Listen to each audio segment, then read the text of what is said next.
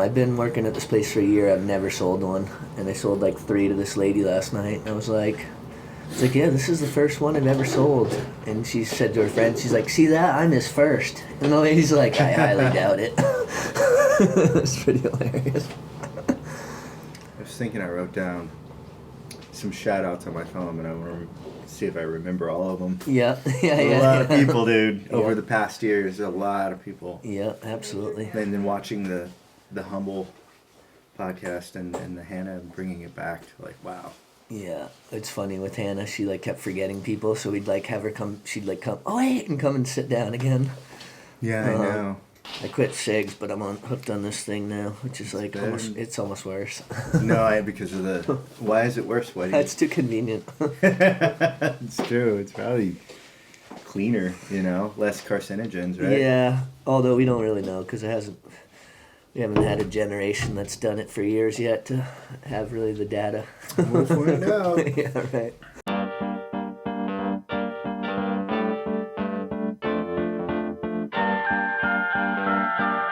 Good evening and welcome. Good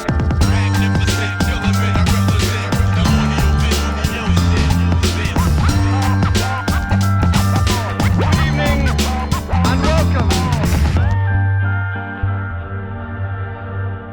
Well, let's get this cracking.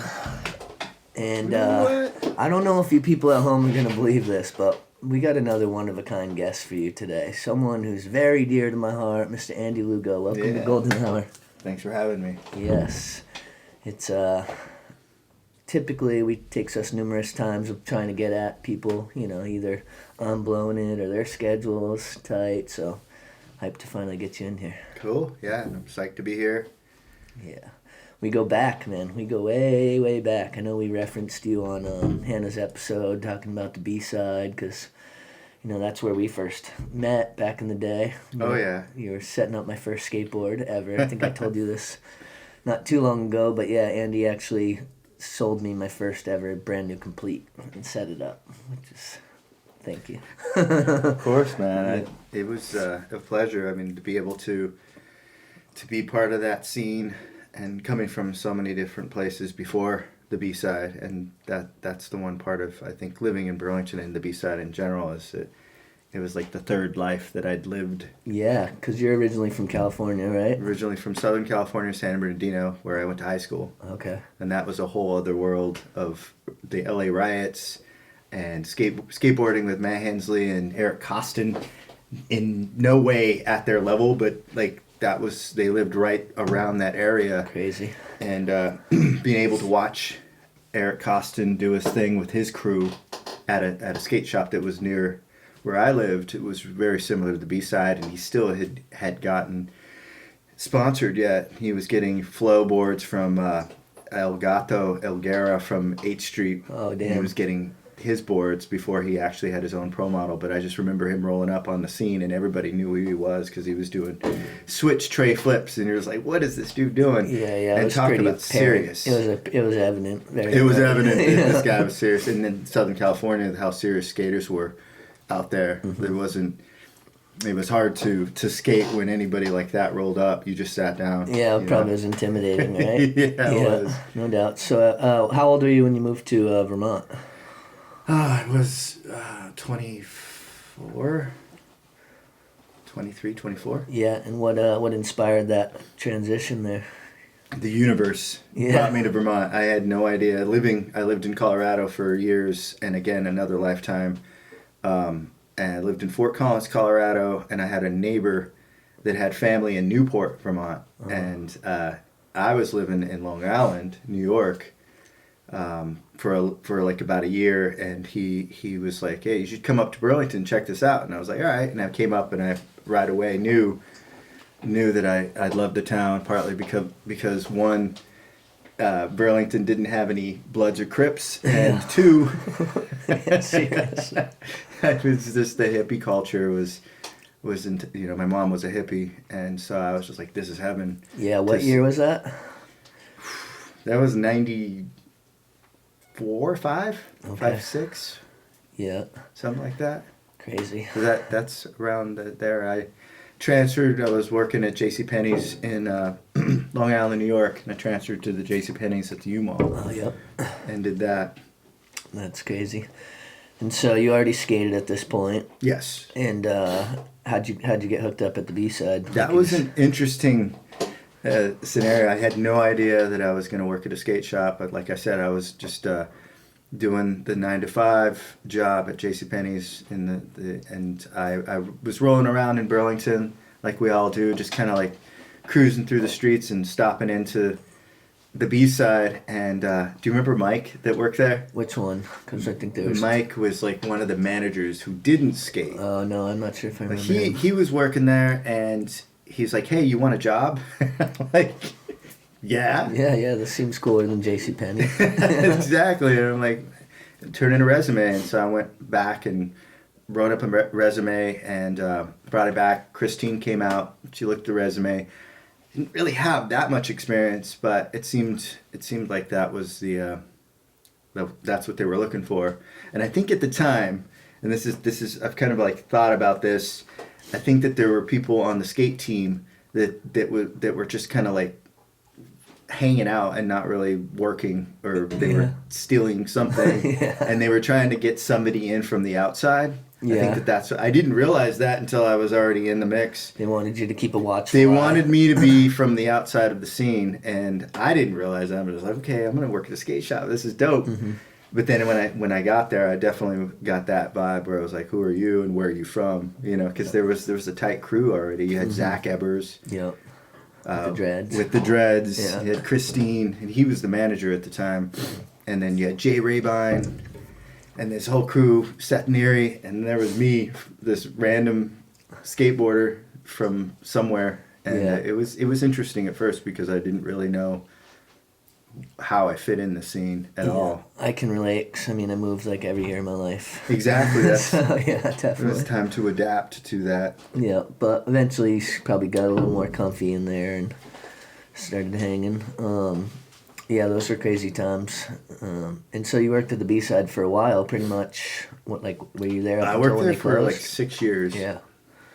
And I wasn't there until they closed. I ended up finally going to college, going to CCV, and then got a job at Advanced Music. Yeah, totally. Down the road, which was like perfect considering I was into music at the time. Yeah, and that was like my main focus more than skateboarding, and being able to go from one mom and pop store to another mom and pop store, that was a blessing. Yeah, you for showed sure. me that Roland 8-track, or I believe not like 8-track, but you know the drum machine and. Oh yeah. Way back then at the Advance, and I remember also one day, the day that A-Bear did the nollie flip off of the loading dock into there, and you came out and you were working. That was a classic clip. So yeah, how'd you like working at Advance? Because that was like obviously similar, but a whole different clientele. I loved working at Advance. I mean, it was one of those things where I, at the time, got a job at Burton, and got the job at Advance at the same time.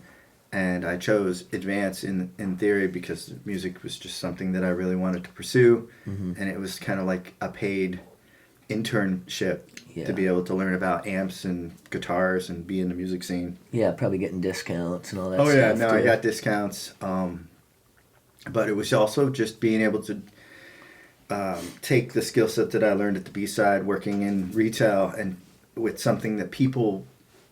bettered people's lives, like snowboards and skateboards. When people would come in, it wasn't just like selling something. You were selling a lifestyle. You were selling something that was going to better their lives. And so it was very similar to sell a guitar to somebody than it was to sell a snowboard or a skateboard. And the same kind of vibe. When you go into a guitar store and you were just starting out, there was always that vibe of like, ooh, you're intimidated. But I felt like that was one thing that and you might have got this vibe because I wasn't part of a scene and I did my own thing, that I never had that like, who are you? And I never looked at people at how good they were. I looked at people as people, and I really kind of like wanted to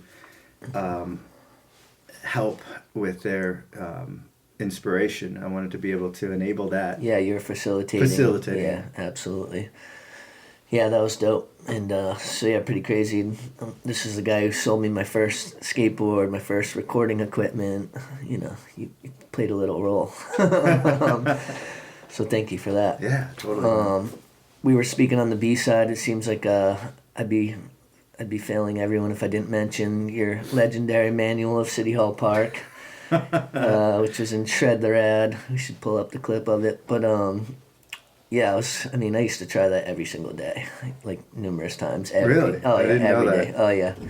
Probably about 10 years later, I did it one time, but you were definitely the first one I knew who ever did it. And that was legendary.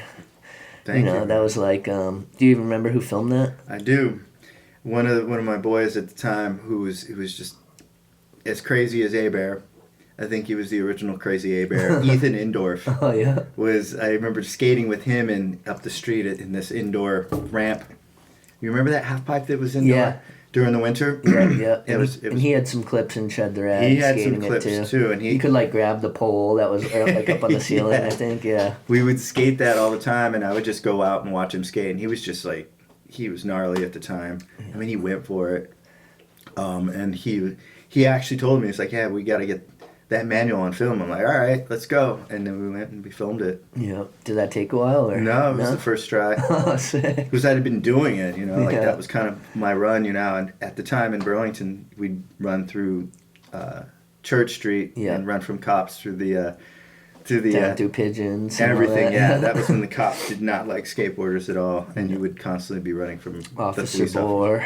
I always thought that was so hilarious that like finally, like at one point, Officer Boar's mustache was like some type of fundraiser or something. Do you remember Yes, that? I do. That was so A little random. handlebar mustache. Yeah, he was such a prick. And then people try to tell me years later, like, no, Boar was a good guy. It's like, well, that wasn't my experience. No, he picked on the skateboarders, Yeah, and he skateboarding was a different time back then. Oh, I felt fuck like. yeah. I mean, that was why we went to the meetings to try to get a skate park, because people were just getting sick of getting their boards confiscated and having to pay what was $50 to $100 to get your deck Yeah, back. they take your board, $50 ticket. Yeah, and it's funny, I actually still have the newspaper clipping. If I can find it, we'll put it up. But of one of the skate park coalition meetings, and we're in front of City Hall, and you can see you, and you're standing there holding like a big sign up and everything. Oh yeah, no, I remember going to the meetings with A-Dog and Parker, and watching videos on concrete parks, how cool and how perfect they'd be, and then they ended up buying the temporary park, and it was just like, well, were you guys even listening? Yeah. At the time, Park was dope, but we wanted something that was gonna last. Yeah, I the tent park was like kind of right when I was getting going, but the vibe was it was a lot different. It was, for one thing, there were no like spectators, because it was like out there behind Burton on the Southern Connector. Yeah, that place was Which dope. later became the Jersey Barrier spot. But, it was like you only went there to skate. It's not like you had people riding behind the bike path or, soccer moms, or they were like a bunch of little kids. It was like, it was where skaters went to skate, and that was it. Yeah, no, that was dope. That was definitely a cool spot. Yeah. And so after you were at Advanced Music for how long? 6 years. Oh, okay. For some reason, 6. Yeah, after 6 years, you get the itch. Feels like it's time to move on or something. Yeah, no, I guess so. And then I moved on to, I had, at the time I was married, and we were pregnant, and her family is in Rutland, Vermont, and it just made sense to move down to Rutland and be closer to her family and raise my daughter. And I transferred from Advanced Music to a production company called Atomic Audio. Oh, yeah. And so I was able to go into that job, which was crazy. That was like giant production, like Fish and Grace Potter and these giant stages you see at the waterfront. Yeah, I was going to say we use Atomic for some of the higher ground, like outdoor shows and stuff. That job, first in, last out, probably one of the hardest physical jobs I've ever done I was in my life. offered a job there, and I'm like, no, I've seen what these guys do. That is I'm all burly. set. Yeah. So give props to Atomic Yeah. and anybody that does stage production, because that stuff is no joke. Yeah, I always love to see like the time lapses of when you see like something like that, and you're just like, holy shit! It's just people just scurrying all around. Giant, was it 3-aught cables it's that are dangerous like, too. oh, it's extremely dangerous. You're up on these huge lifts and all types of stuff. The speakers, the subs, everything about it. You're building pyramids and then tearing them down the next day. Yeah, the next night. Yeah. Yeah, I always thought it was crazy for some of our like Shelburne shows. We'd have a show and then in like 3 days we'd have another one, but they would build the stage and break it down and build it and break it down because, they probably were doing the same thing in between somewhere. Yeah, exactly. Yeah, nuts. So you started doing, when did you start the open mics at Manhattan? Because you did that for years. That was as soon as I kind of got the job in advanced music, and I was playing open mics for years during the B-side era. Mm-hmm. While A-Dog was out spinning, I was out doing open mics and kind of cutting my teeth and learning how to play and perform. And it was funny how, like, I'd play an open mic and A-Dog would spin, and then they'd see me that night and they'd be like, yeah, that was a dope set. And I'm like, yeah, thank you. But they actually meant the A-Dog set because I kind of got mixed. They kind of mixed me people up with confuse you and A-Dog a lot. And they do that with A-Dog. They're like, yeah, that was dope. Like, I didn't know you played guitar. Yeah, and, well, because both of you aren't like white boys and or whatever, and both of you are named Andy. You're both we were skaters. And we dressed similar. Yeah. Yeah, it's funny. I remember even confusing the two of you for a little bit. Obviously way back, but yeah, that's funny. So the open mics actually took off. In that '98 maybe. That ended up becoming like a big thing. Like you'd have that place packed up, and I think a lot of people had their first. I know I played there numerous times, but you'd have a lot of people's like first. You really encouraged that to be like their first platform to actually get out and play live. Yeah, no, it started out 18 plus, I think, at Manhattan Pizza, and it was dope. I think I started it with DJ Transplant. He would come out and we would rock a set, and he would DJ in between the artists, which was pretty unique considering it was kind of like singer-songwriter open mic. It was open mic, but it kind of infused some hip hop as well, which I think Burlington at the time was very, the scene was very diverse, and you always had that cross-pollination of hip-hop and music and bands. Absolutely. And that went for, I want to say, 16 years. All right. So you kept the 6, you just added the 1. Yeah. 16 yeah, years. dude, and so you were driving up from Rutland to do that for a long time. I would do it. I would work all day, and then I would drive to Burlington, run the open mic, I'd sleep in my car, and then I'd drive back the next morning and work again. Crazy. 'Cause I just loved it. It was a labor of love, and be able to be part of that scene, and to see 11 years later, you'd have people that I hadn't seen in like 5 years be stoked to come back to Burlington and have that one place that they knew something was, that they'd see people. It was and that was it Wednesday night? It was Wednesday night, yeah. Yeah, that was sweet. Oh, yeah. Well, thanks for everything you've done for the scene. That was amazing. And so at what point did you start Second Agenda? Because, I mean, we just had Humble on. We got Plant coming on tomorrow. We've had SK, so it's like, quite a few of the affiliates. But yeah, at what point was Second Agenda formed, and what was the whole, like, premise behind that? The premise was open mics, meeting SK at an open mic, because he was kind of rocking with this guy that played guitar named Joel, and Scotty started working at Liquid Energy, and that was kind of a place where I was doing live shows at Liquid Energy, like some of my first live shows on Church Street, and we just started collaborating and working together, and I was more singer-songwriter in a way where I wasn't really doing too much hip-hop.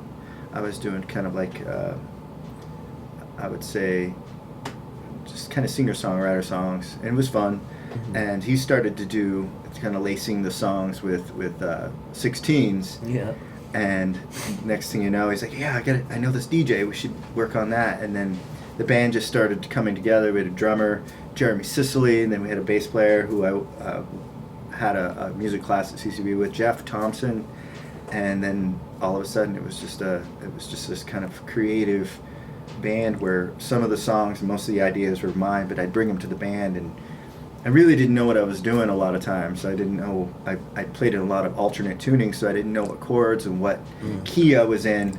But the bass player was just very humble enough to be like, just figure it out on his own. And the drummer was just mad talented. And then Transplant would just bring that whole other vibe, and he wanted to do 16s as well. So we just kind of balanced a lot of things and made it more of a community-based kind of project. A little bit of a hodgepodge. Yeah, and it wasn't really like trying to do anything other than just make music.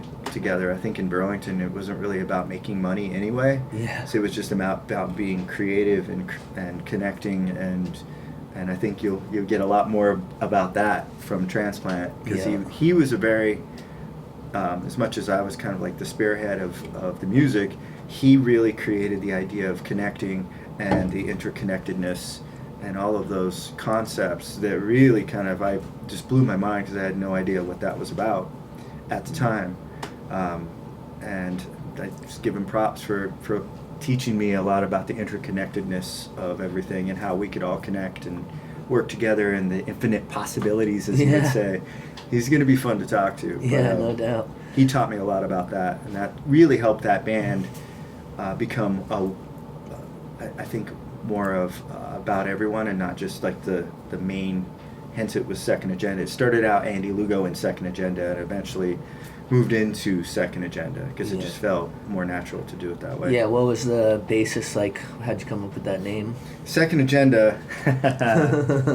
I mean, I know, but for the people at home. Second Agenda is just an ulterior motive in a way, and just really calling out the ulterior motive in society during the Bush era, and seeing the suits and the wolves in suits, you know, just kind of like we felt as we were moving into the Iraq War and 9/11, right after 9/11, there's a lot of music about that. Yeah. And kind of being in a town where we had time to think, not being in Boston and New York and like being in the hustle and bustle. We're chilling at coffee shops like the Radio Bean and conversing about things. And so we had time to think about, I think, what was really going on with 9/11 and what was really going on with the Iraq War. Yeah.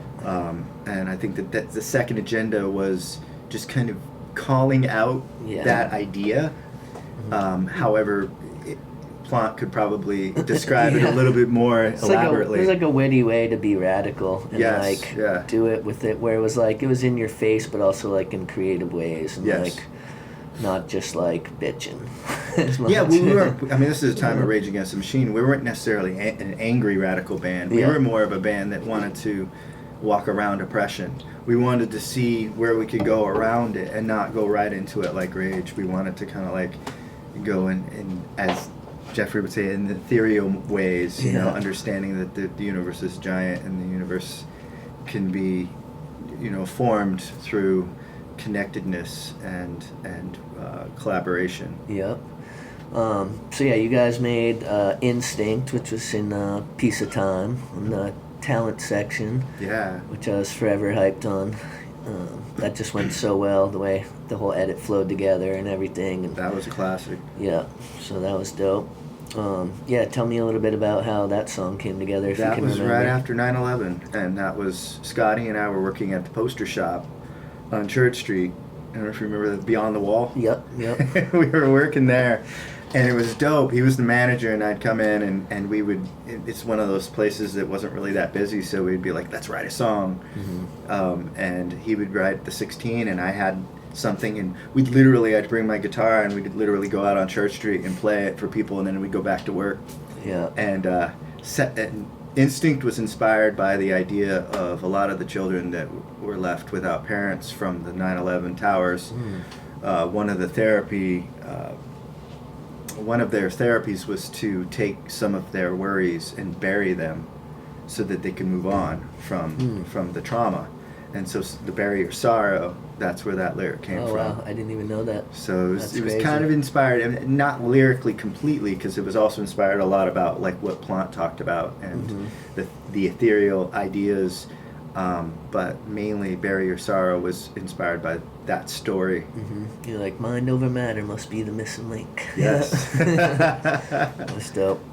Yeah, I was hyped on that, and then... So yeah, if you haven't seen Piece of Time, I mean, go check it. You'll know exactly what I'm talking about. But then also, you went to Jamaica, and it was at Bob Marley's grave or at his house? At his house. At his house. 9 Mile. All right, is where you wrote Bob Lives. Yes, that was a crazy time. Yeah. I got married in Jamaica, and I wanted to. At the time in Burlington, there was a reggae movement with a lot of Rastafarian culture, and that was one thing that I really wanted to explore and just like jam with a Rasta from Jamaica. I wanted to play and make music with a Rasta from Jamaica. So I went there to Jamaica, and we took a trip. Local driver brought us to 9 Mile, Jamaica, in the hills of Jamaica, right above Kingston. And I brought my guitar, and on the way there, I wrote part of the lyrics. The road may be bumpy, but the view is sure Chris. And Chris is like beautiful in patois. And I brought my guitar up there, and it was amazing. It's a little compound, and they give you a little tour, and you walk you up to his mausoleum, and you sing songs. And I went down, and there's a little place where you can eat food and a picnic table, and there was a garden that said Bob lives, because they believe he lives in his music. Yeah. And this I'll never forget, this poet, this Jamaican poet, all dressed in white, came out, and he's like, "What go on? My name's Aru," and he sang the Jamaican national anthem, and then we ended up jamming and just freestyling, and that's when the song kind of came together, Bob Lives. And I was able to bring it back to Burlington and then bring it to the band, and then we did it and recorded it. Awesome. Yeah, we actually ended up using that song in Family Tree. Yeah, that was amazing. Yeah, which was sick. Yeah, so thank you for that. Yeah, that just must have been such a euphoric feeling, just being up there. And It was. It reminded me a lot of Stowe. Oh, yeah? It really did. But a lot of farmers, everybody up there lived on rainwater in Kingston. They were away from the tourism, so you truly got the feel of Jamaica and Jamaicans that lived away from Babylon. The Iru, the poet, didn't even have a job. They let job provide. So he was truly trying to follow the Rastafarian way, and to be able to connect with people at that level that were living that lifestyle. Not that I wanted to be Rastafarian, I was just intrigued by it. And to be able to live that lifestyle, and to meet people that were gardening and growing their own food and living off of rainwater and living that life, reading the Bible every day. It's just everything Bob Marley talked about was amazing. And then to be able to make music with them at that level was fun. Was it intimidating to go to, because you hear all these stories about Jamaica and how, like, as an outsider, it could be dangerous? Not if you have a guitar. Yeah. If you have a guitar, in my opinion, Yeah. just being able to be a musician and be able to kind of roll through, because when we were in the cities, it was third world country. There was people coming up to you wanting to money from you and seeing you. But I noticed I always had my guitar on my back. Right away, there's a certain, like, you send a message that you're not a walking dollar sign, that you actually are, you have a deeper soul than that, I think. I don't know what it is. That you're someone that's out to create, and like a lot of musicians aren't necessarily that wealthy, because it's not, that's true. until you break through, which a lot of people never do. And by breakthrough, I just mean financially. It's not like you're sitting there rocking a Rolex or exactly gold and all that stuff. You're definitely rolling with the guitar, and there's something about that just kind of kept the vibe chill. And I think that it's dangerous everywhere. That's the one thing I learned going to Jamaica. A lot of people are like, you gotta be careful, it's third world country.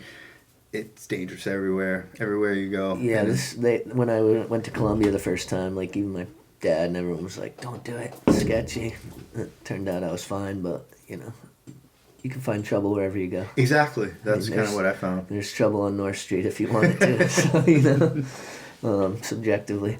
But speaking of guitar, I was always curious, was that Spitfire sticker the same one for all those years, or did you have to, like, take it off and add a new one? I sometimes take it off and put it on the other guitar. Oh, okay. So yeah, and like right now I can't find that fire sticker. I find other color ones. Like I have a new guitar. I have the Spitfire up here, but I haven't found the actual fire emblem. If anyone out there has the Spitfire flame, bigger the better. The bigger the better. Yeah. Holler at me.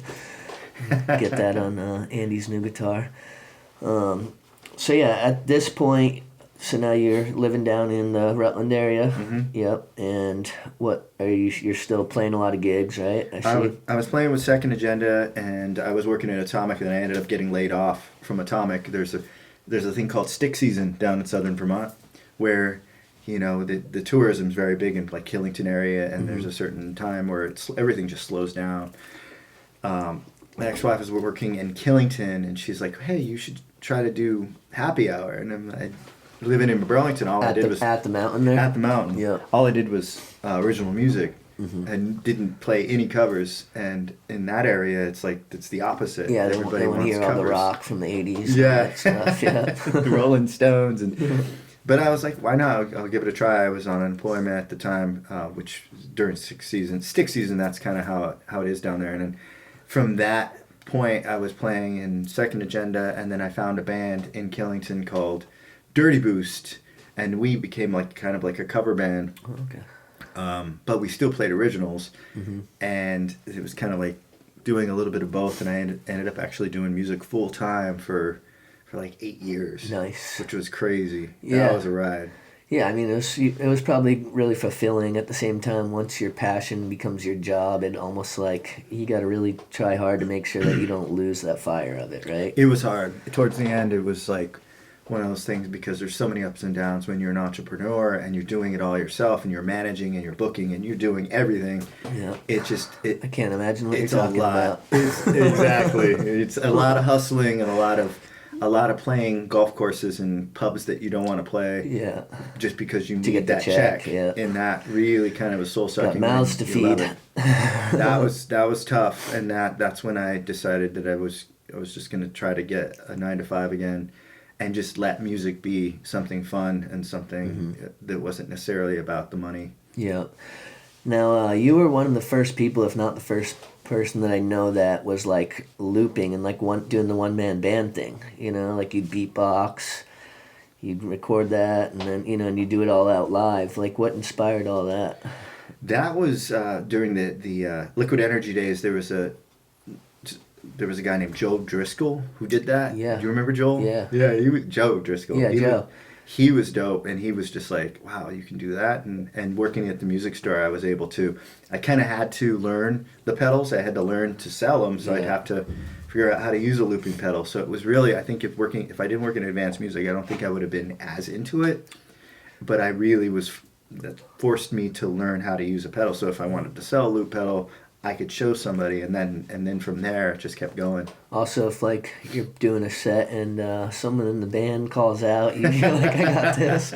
Oh yeah, no, that became my drummer for a while too. Yeah. To have drummer and bass player. Totally self-sufficient in that realms. Yeah. Which it still is. If anybody's out there that's a singer-songwriter and that has a band, I think loop pedals are key.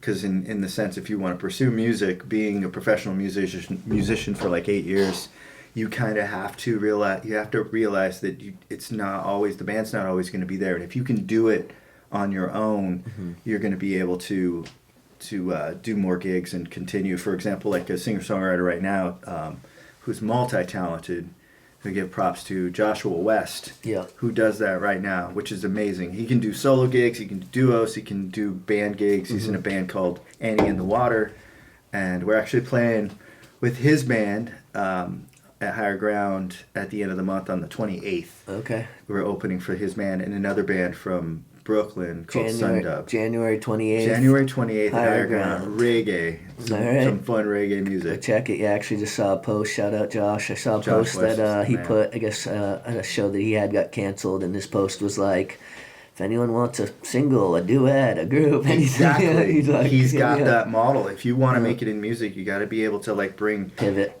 You have to pivot.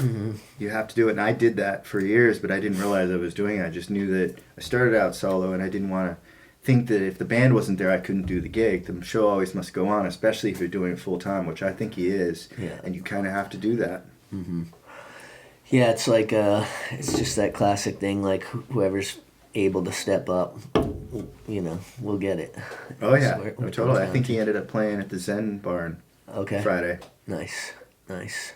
Yeah, Josh is the man. So yeah, I'm looking forward to that show, 28th. Everyone should definitely go check it out. And will you be playing with a band, or is your set solo, or? It started out solo, but I do have a group. I play with my girlfriend Taryn. I love my girlfriend Taryn. Shout she plays out Taryn. All right. the guitar bass, and Andy K, Anthony Carikas, who plays percussion. So it'll be a trio. Nice. And we'll be opening for Josh's band, which is a 6-piece band with horns. Oh, sweet. Which is going to be pretty dope. But yeah. So is that the same setup as for Maydog Day?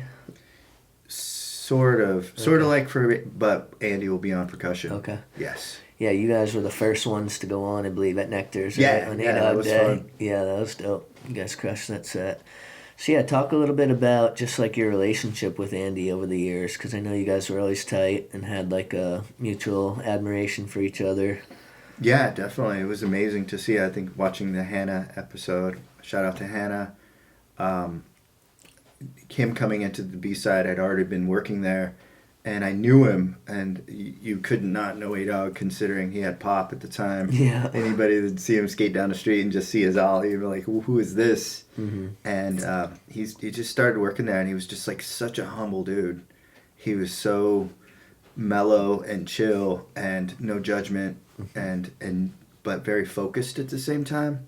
I think at the time, during the snowboard era where everybody was partying their butt off, A-Dog would just be, he would roll out He's a creating. lot of times where people would be at a party and he would roll out and go to his house and DJ and collage and watch skate videos, and he had no problem doing that by himself. Yeah. And it was just really cool, and I think that that's part of the reason why, one huge reason why, one, he was so talented and so good, but why he got so far is that he kept his nose clean, and he was always grinding and doing what he loved, and he didn't need to prove anything to anyone. It was Yeah, amazing. I feel like he gave everybody like a clean slate, and it wasn't about what can you do for him, and it was just everyone just Definitely. felt so connected to him, like regardless of who you were, he just embraced everyone. So Yeah, he was an amazing individual. definitely feel like I try to embody that, as much as possible, because you just see that's just a happier way to live your life. It's like, If you can, Yeah. and I see that. I see people, in your generation that definitely took those traits and saw how he rolled, and it's just amazing to see, to see it continue. Yeah, I think another thing that's tough for people is like if you're always so kind and then you get burnt, you get someone who you just give an inch and they take a mile or whatever, it tends to make people want to kind of clam up and be a little bit more skeptical of people, so I mean I can understand that side of things, but I Yeah, do believe that definitely. there are more good people out there in the world. It's just that Yes. the evil is like it sells more. So I agree. And I agree. There's more. That's one thing I tell my daughter. There's more good people in the world than there are bad people. And I definitely know that to be true. yeah. And don't take for granted the good people in the world and out there. Tell your friends you love them. It's become one of our favorite sayings over here. But yeah. So now you're down in Rutland. You're doing the band with Taryn and with Anthony. With AK, he's up AK. here in Oh, okay. Burlington. Okay. We actually have a band practice tonight for Higher Ground, which Okay. I'm pretty stoked to be able to do both. Because that's the one thing coming from Rutland, it's being able to, make sure that I'm able to still travel and then be able to do things up here. And then it seems to be working out for the Yeah. most part. It's really not that far. I mean, It's a couple hours. it's about an hour and a half Okay. Vermont driving, which you might see a couple cars in front of you. Yeah. Or like, Although in the winter, I gotta say, I hate winter driving. winter can be tough. Yeah. Definitely. Just gotta take it slow. No doubt. Well, I don't know if there's anybody that you feel like we need to make sure we give shout outs to here. Or I know we want to get you to jump on and play a tune or two for us, if you will. I've been looking forward to that. Yeah, that'd be dope. But yeah, I just also want to just thank you for everything you've done for the scene through the years, and and just always stayed true and been real. It's feel like it's shouldn't be that hard, but for some people it's life goes and they lose sight of their passions, and it's just I feel like as you get a family and you get older, just becomes I'm not even gonna say it becomes harder. It's just like you have to focus more to find the time to do these certain things and like really be about it. Like you really have to be into it because life. you get out of your job and you're tired, and you could very easily be like, oh, I just want to go sit on the couch or whatever. But to have that motivation, is something I admire about the approach you've always had. So I appreciate that. I feel the same way. I feel like it's something you just have to kind of follow your passions and believe in yourself, even during the difficult times. Mm-hmm. Life's definitely not easy. And I think that, again, going back to kind of seeing how A-Dog did it, keep your nose clean, and follow your passions. Mm-hmm. You don't really need to prove anything to anyone, and just be the best person you can every day. Yeah, As you're the cliche as that best. sounds. Because you're the best at being you. No one else can Exactly. be you. So actually, let me go back a second though. Are you doing any like residencies or anything, or where do people find you? Just on the random, or On the random, like I Yeah. said, I'm taking a break from music for that long. I'm just kind of like moving into doing gigs here and there, and not really. I mean, I play every day, but it's more on my own time. Yeah. And I think that the Higher Ground on the 28th, I think we're opening, so it's early. So if you want to check it out, we'll be opening from 7:30 to 8. It's a short set, but I'm Okay. really excited for that. And that's a Saturday. It's a Saturday night. Yep. And I think tickets are $14 in advance. Nice. So it's not that expensive. It's going to be a lot of fun if you like reggae music, live reggae music. Yeah, I'll be there.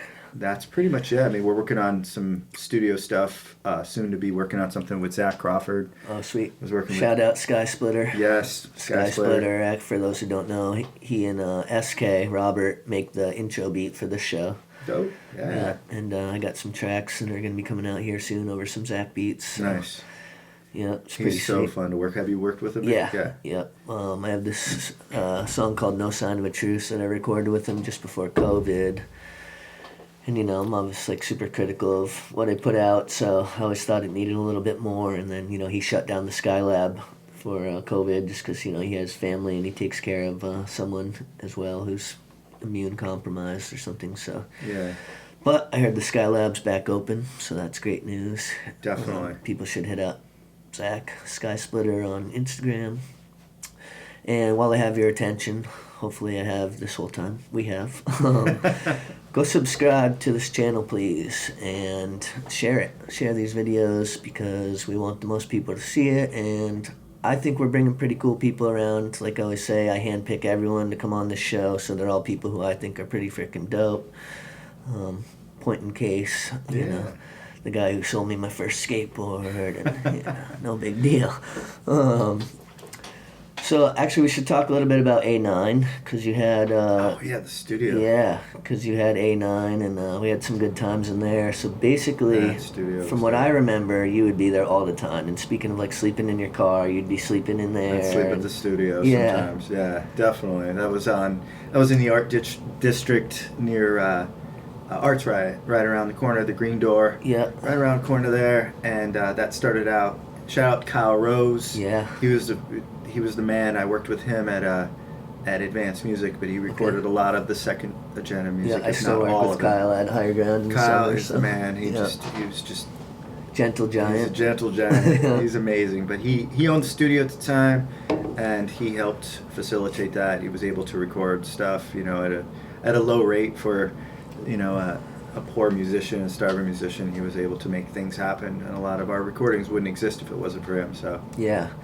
So you've put out a few albums, right? Mm-hmm. Which you want to just kind of run through them? Oh yeah, there's the one Second Agenda Connect, which was recorded by Jeremy Sicily, and that would be Scotty Transplant. That's a classic album, still yet to make online. Oh damn! So I still got to put it up. Yeah, we got to get that out there. It's definitely it's gonna hopefully in the next couple of years it'll come up. Let's get that on there. Hey, hit the comments. Let's Connect. Let's see some It's a pressure good here. Let's album. get that connected to the internet. And then there's Take Cover that I recorded most on my own in A9 on a little BR and a little Boss recording station. And Bob Lives is on that. Did anyone teach you about recording, or was that all just trial and No, error? that was trial and error. Yeah. I wanted to. I took a class at CCB. It was garbage. Yeah. It didn't teach me anything. I was like, what is this? It's I just kind of like use your ears, and that's one thing I like about hardware versus software, is there's no windows. You literally are doing everything Yeah. from what you're hearing versus what you're clicking on. So it was more hardware style recording, then mastered. I think it was mastered by Zach, I believe. Or Rob Ostrander, shout out to him for mastering some of that.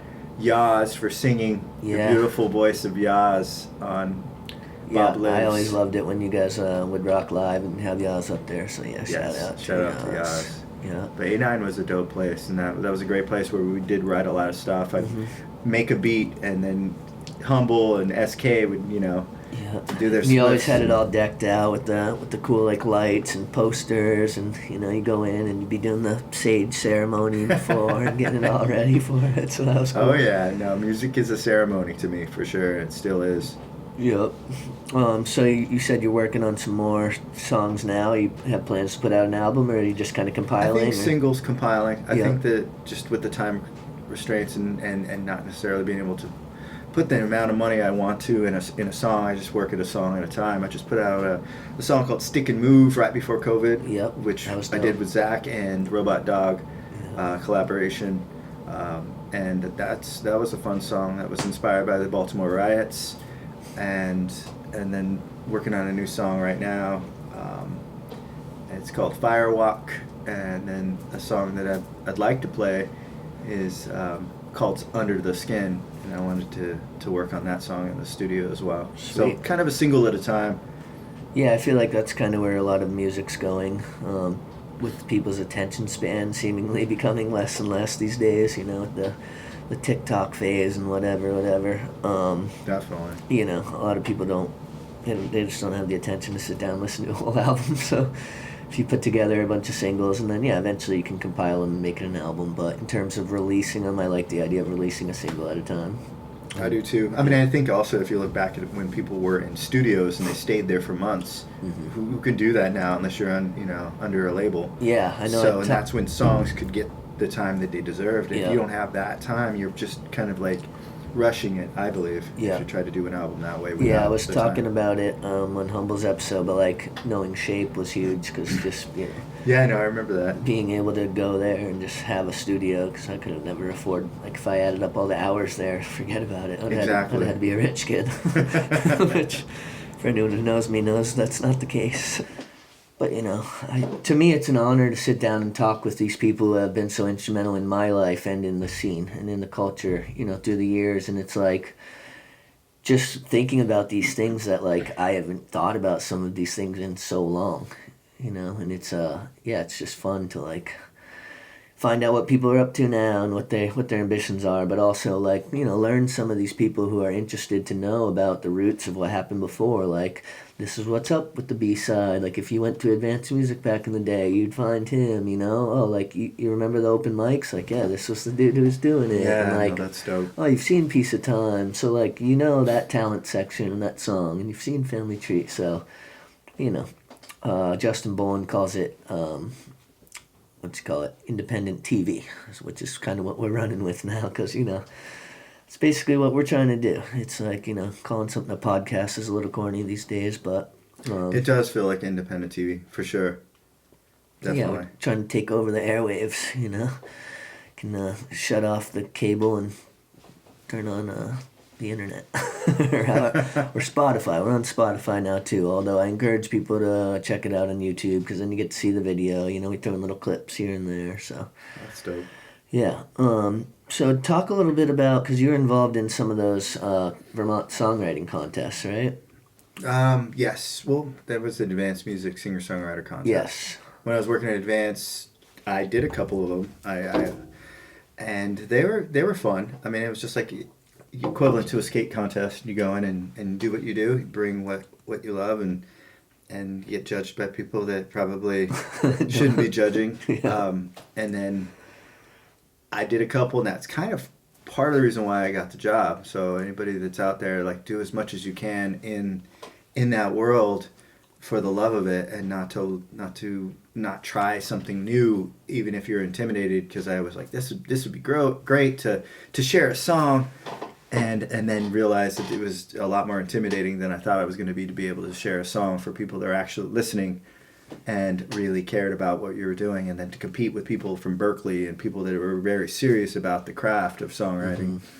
And then when I got the job there, they asked me if I wanted to run it. So I ran it for a few years, and it was just really cool to see behind the scenes how it all worked. Mm-hmm. And then to kind of give the ins to people that I knew, and not necessarily in the ins as winning, but like, this is this is what I experienced when I did it. You should try this. One of the songwriters that won, a folk songwriter that is amazing, who you probably seen on Church Street, John Holland. Okay. He competed 1 year, and I told him, just make sure that you engage the crowd before you play, and just like connect to the crowd, and then play your music. And he kind of knew that, but he needed to hear it. Yeah. And I feel like that was part of the reason why he feels like that. It's part of the reason why he won that year, and he always thanks me for that. And if I didn't compete years before that, I wouldn't have been able to give him that advice. Yeah, having like more of a personality. Yes.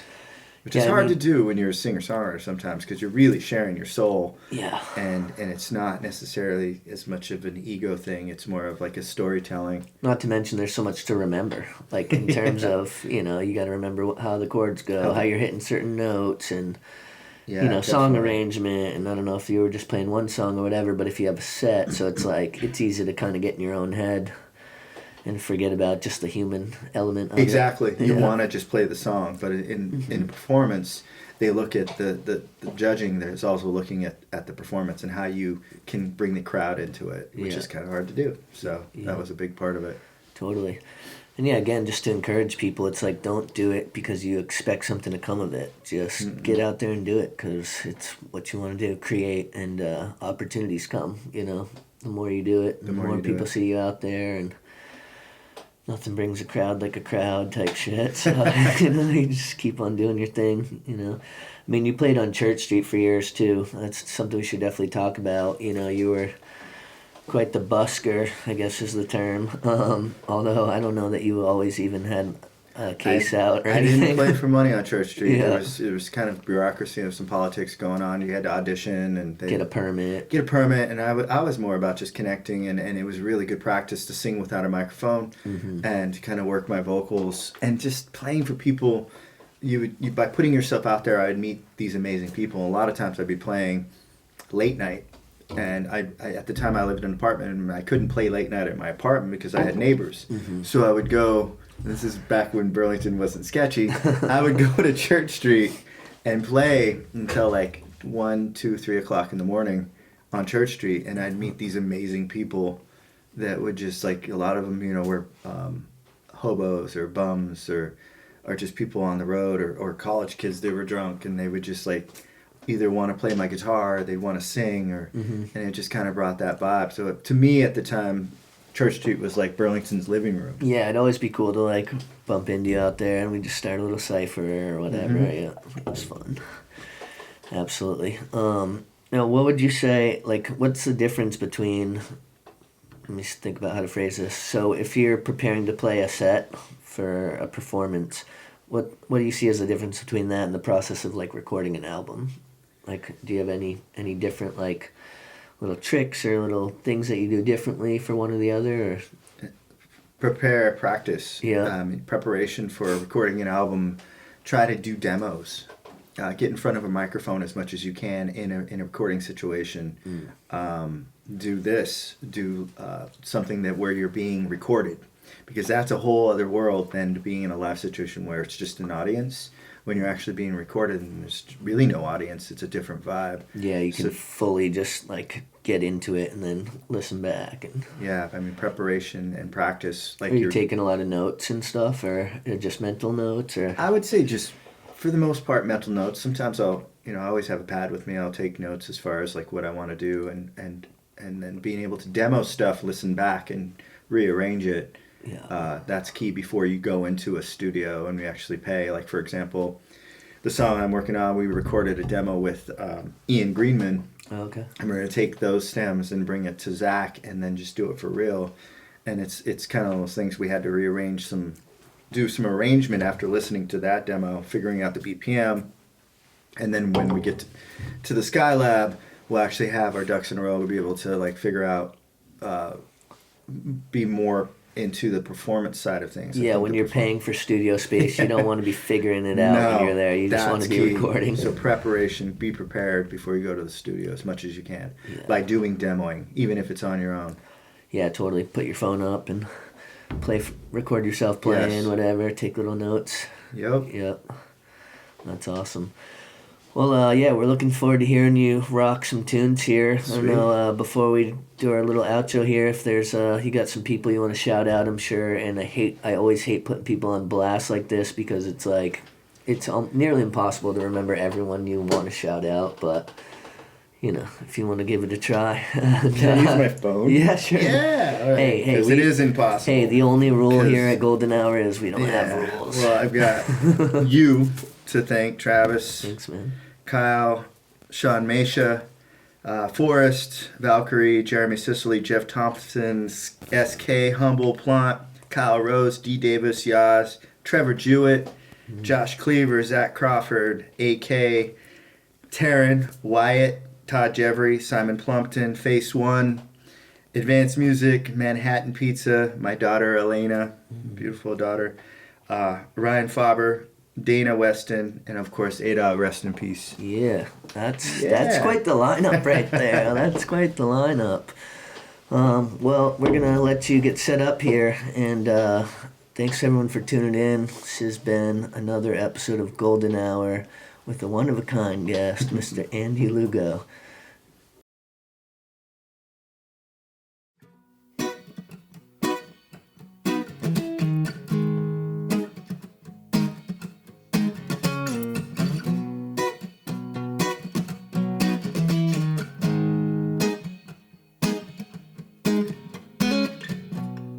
There is a wrong, there is a right, kept in the dark, cause we're strong in the light. We're heads in the now, but now it's still there. But don't ask me how I've been walking away. I gotta pretend this is where we began. If you're my friend, then I'll let you in. Let's count and pretend and see where we stand. Cause we're all the same under the skin. Yeah, we're all the same under the skin. We're all the same. Can't have the dawn without the night. We need the dark to saturate light. We are the roots of the same tree. Only more than what you can see. The baby's born pure without any hate. So teach him to feel brown skin on the face. Well, what kind of world do you want to live in? 'Cause we're all the same under the skin. Yeah, we're all the same under the skin. We're all the same. I guarantee you we are one. I guarantee we are one. I guarantee we are one.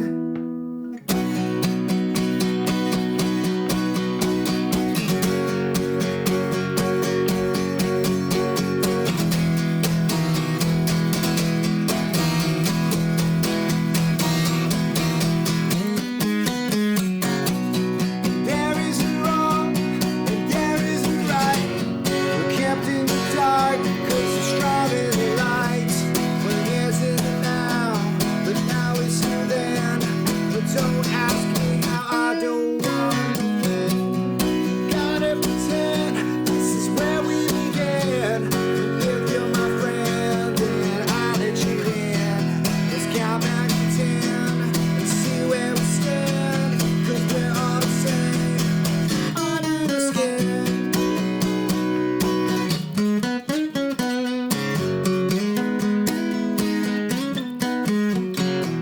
Let's count back from 10 and see where we stand. 'Cause we're all the same.